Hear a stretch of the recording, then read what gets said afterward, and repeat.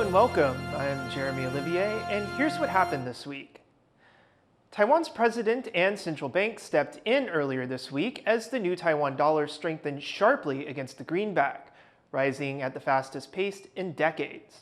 That's as Taiwan continues trade negotiations with the U.S. Chris Gorin was at Taiwan Central Bank for their announcement and has this report.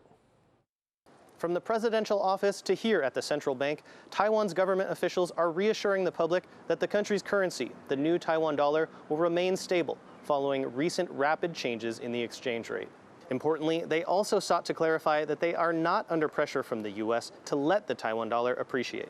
我们政府去跟美国谈这个经贸谈判的时候，经贸的那个磋商的时候呢，事实上呢，中央银行是没有参加的。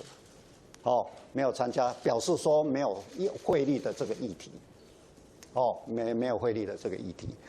美国的财政部呢也没有要求说新台币要升值。Now, this all started because the value of Taiwan's currency rose against the U.S. dollar by more than 6% since Friday, the largest rise in decades. That can be pretty hard on an economy like Taiwan's that is highly dependent on exports. The central bank is being watched very closely right now, because of course local exporters want the currency's value to stay low. But the Taiwan government is in the middle of trade negotiations with the U.S. And one of Donald Trump's long-standing criticisms of U.S. trading partners is that they manipulate their currency to keep their exports cheap, which Trump says is unfair. And in fact, Taiwan has been on the so-called monitoring list of the U.S. Treasury for years. Those are countries at risk of being officially labeled a currency manipulator. And the Treasury is expected to release its latest report on such practices very soon. Taiwanese officials definitely do not want to be labeled a currency manipulator in the middle of their negotiations with the U.S., and the central bank governor denied that they manipulate the currency at today's conference. That's why the central bank is being watched so closely and will continue to be watched closely until a deal is made. Now, I've been speaking to economists today about how the exchange rate might affect Taiwan's economy, and I began by asking them which industries will be the hardest hit.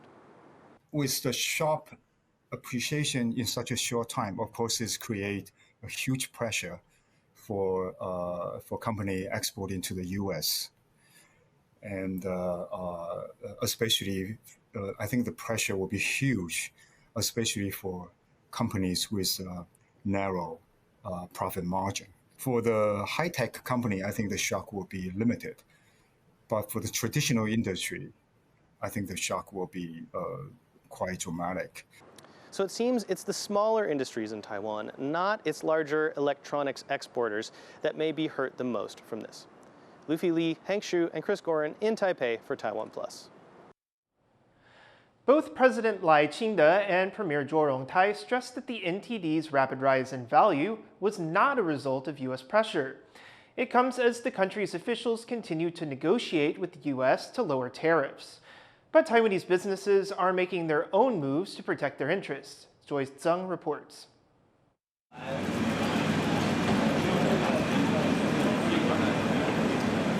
Taiwan's Premier Zhuo Rongtai works to reassure the public after the local currency's steep appreciation adds to the uncertainty of ongoing tariff negotiations with the U.S.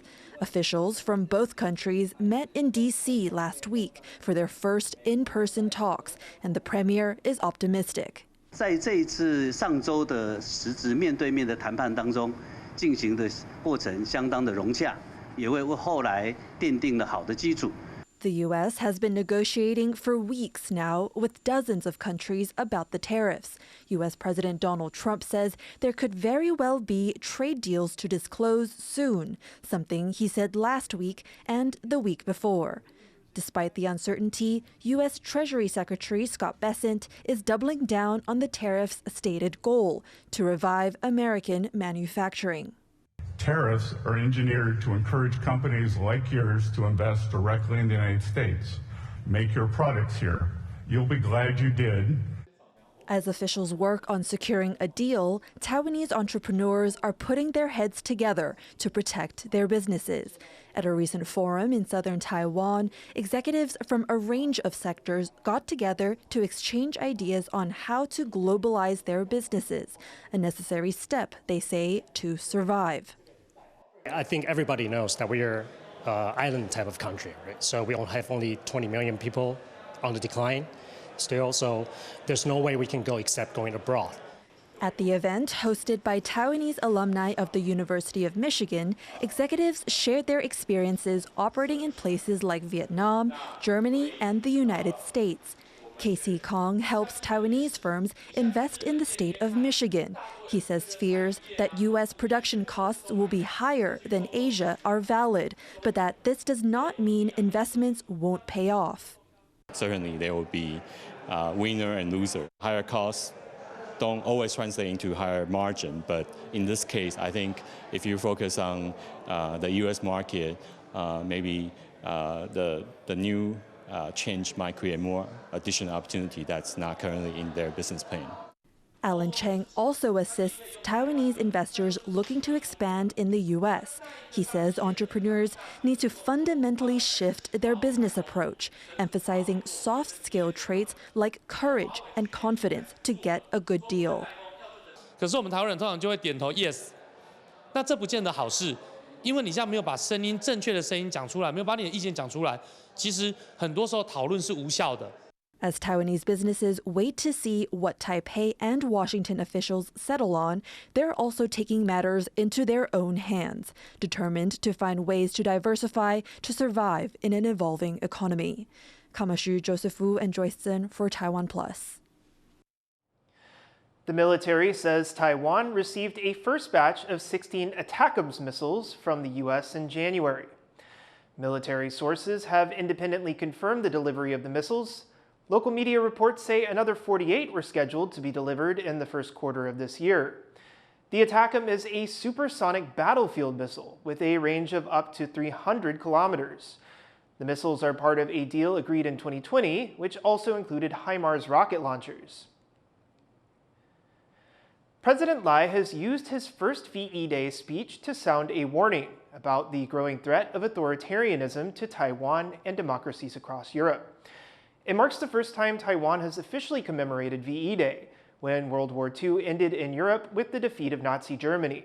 Rick Glauert reports from Taipei. Here in the center of Taipei, Taiwan's President Lai Ching-te is gathering foreign dignitaries and diplomats to commemorate for the first time here in Taiwan the end of World War II in Europe. Why? Well, Lai has an important message that authoritarian aggression is alive and well, and it's being felt keenly here in Taiwan as China continues to put military pressure on Taiwan to push it to accept its claims of sovereignty over the country. 台湾与欧洲 正共同面对新集权集团的威胁，我们正共同经历攸关通讯与网络安全，铺设数十年的海底电缆会遭到刻意的破坏，我们正共同经历攸关民主健全发展的选举会受到各种境外错假资讯的干扰，在我们的社会 制造刻意的对立。 This comes as Chinese President Xi Jinping joins Russian leader Vladimir Putin in Moscow to mark the same occasion.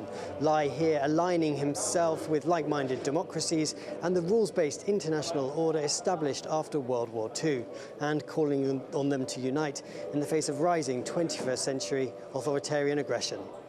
Alex Chen and Rick Glauert in Taipei for TaiwanPlus.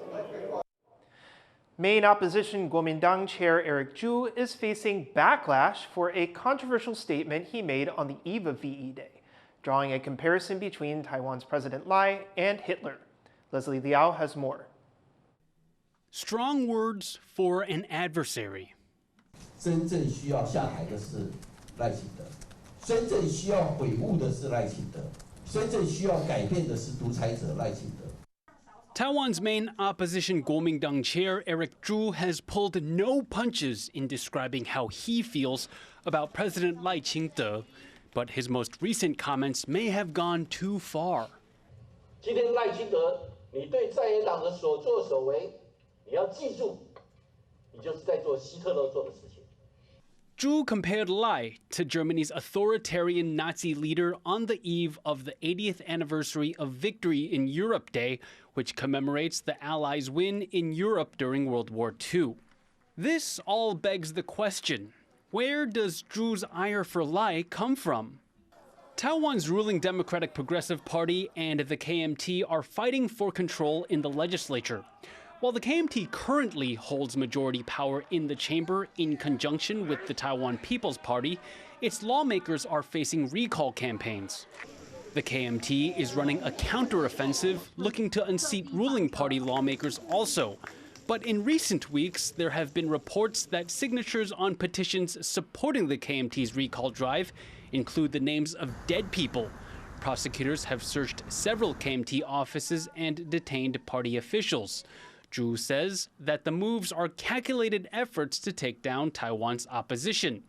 赖总统的态度已经很清楚啊，他希望每一个选区只要罢蓝的都要过关，所谓的鹰犬们就全力的照他的态度来对在野党不断的追杀。Zhu's comparison of Lai to Hitler drew an immediate backlash. The German Institute Taipei responded through a post on social media. In it, the office says, "We must state unequivocally, Taiwan today is in no way comparable to the tyranny of National Socialism. The institutions in Taiwan cannot and must not be likened to the instruments of terror employed by the Nazi regime." The Israel Economic and Cultural Office in Taipei also published a social media statement echoing the German office's sentiments. It said it was disappointed and concerned, and that Zhu's comparisons are inappropriate. Zhu has since doubled down on his comments. 国际社会，大家应该共同唾弃的是独裁者，而不是要帮有可能伤害民主、迫害反对党的独裁者讲话，更不应该干预各国的内政。 This is not the first time the KMT is in hot water for comparing the ruling party to the Nazis. Just last month, prosecutors summoned a pro-KMT recall campaigner for questioning.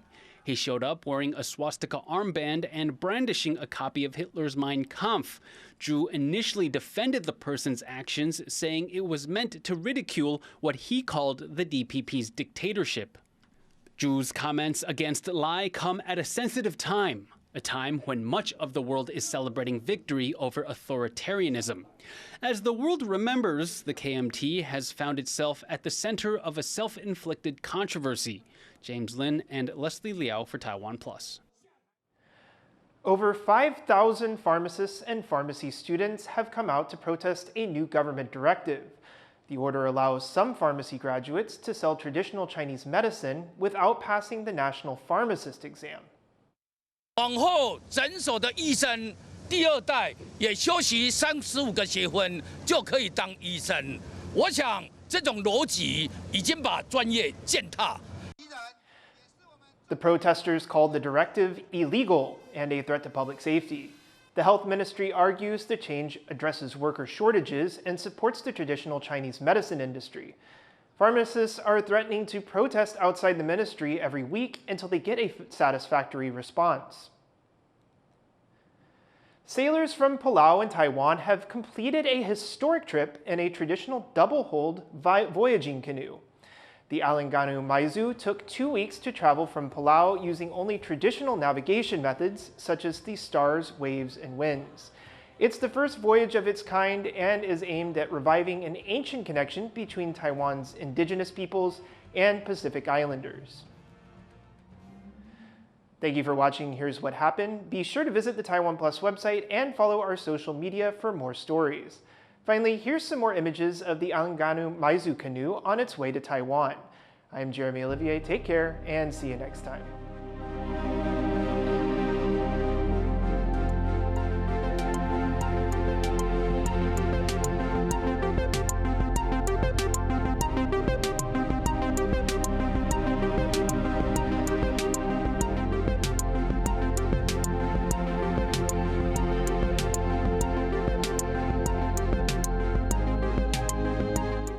Thank you for sharing our passion for food and Taiwan.